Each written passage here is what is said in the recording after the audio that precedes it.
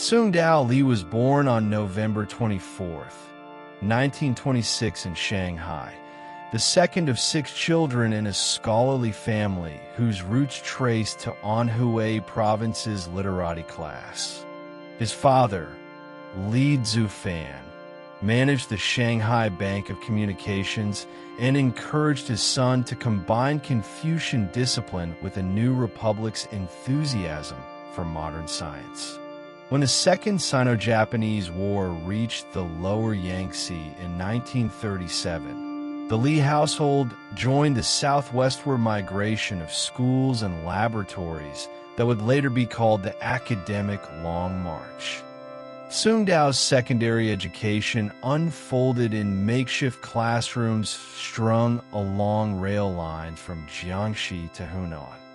He learned calculus by lantern light, while anti-aircraft sirens sounded nightly over the provincial capitals.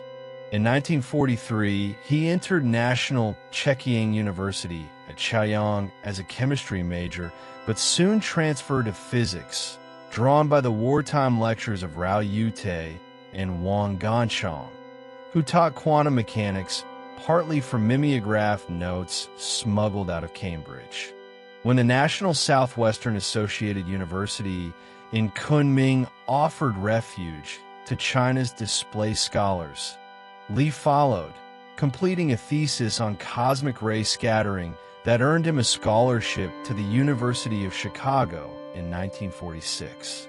There he encountered Enrico Fermi, who advised him to pursue problems simple enough to solve, yet deep enough to matter.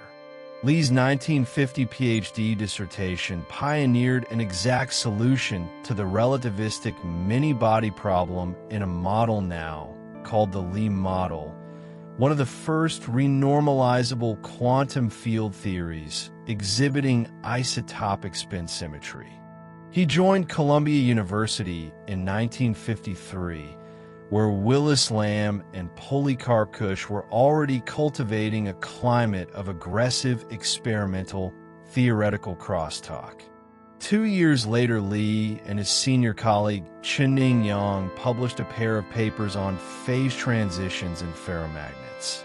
Their analysis of partition function zeros in the complex fugacity plane, the Yang-Lee circle theorem, opened an avenue that still structures statistical mechanics. Yet it was their 1956 work on the weak interaction that rewrote physics textbooks. Disturbed by the proliferation of strange mesons and by the so-called tau theta puzzle, Lee spent a summer re-examining every empirical test of parity conservation and discovered that none addressed beta decay or muon capture. Together with Yang, he proposed that nature might not respect mirror symmetry in weak processes and designed 4 decisive experiments, the most famous of which, conducted by Chien-Shing Wu at the National Bureau of Standards, measured electron emission from cobalt. 60 nuclei aligned in a cryogenic magnetic field. When Wu announced a clear left-handed asymmetry in January 1957, the results stunned the particle physics community. That December, the Nobel Committee awarded Lee and Yang the prize in physics, making the 31-year-old Lee the youngest laureate since Lawrence and the first China-born scientist so honored. At Columbia, Lee turned from symmetry violation to neutrino dynamics, collaborating with Richard Garwin on the first proposal for a heavyweight neutrino beam and predicting rare neutral current processes that would not be observed until the 1970s. With Benjamin Bayman, he generalized the concept of time reversal invariance to systems with internal symmetries, and with John Kogut, he helped formulate lattice gauge theories, finite temperature extension. In the late 1960s, he and Cyril Dahm revisited Yang-Lee zeros, deriving edge singularity exponents that presaged renormalization group treatments of critical phenomena. His 1974 work with Tsung-Dao on spin-polarized superfluid helium anticipated laboratory analogs of neutron star vortices and earned him the 1975 Danny Heinemann Prize.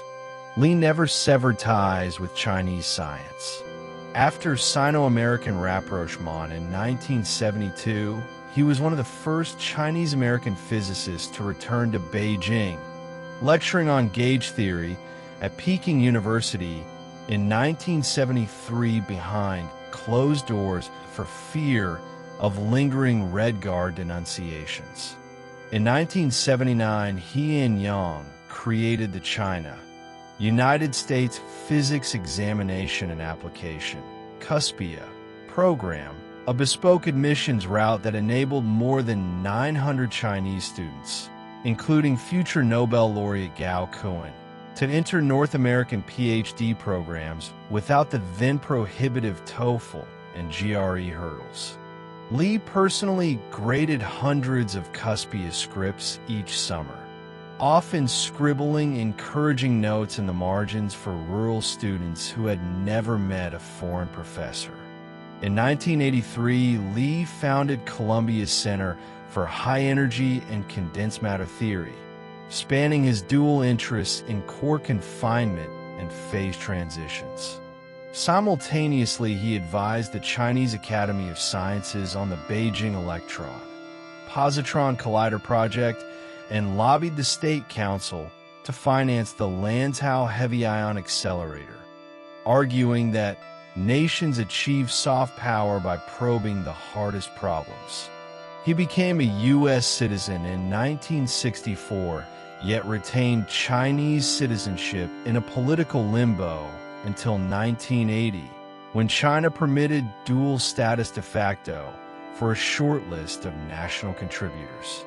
During the 1990s, Lee's research shifted toward geometric phases and topological aspects of quantum transport, work that fed into the theory of Berry connections on parameter manifolds.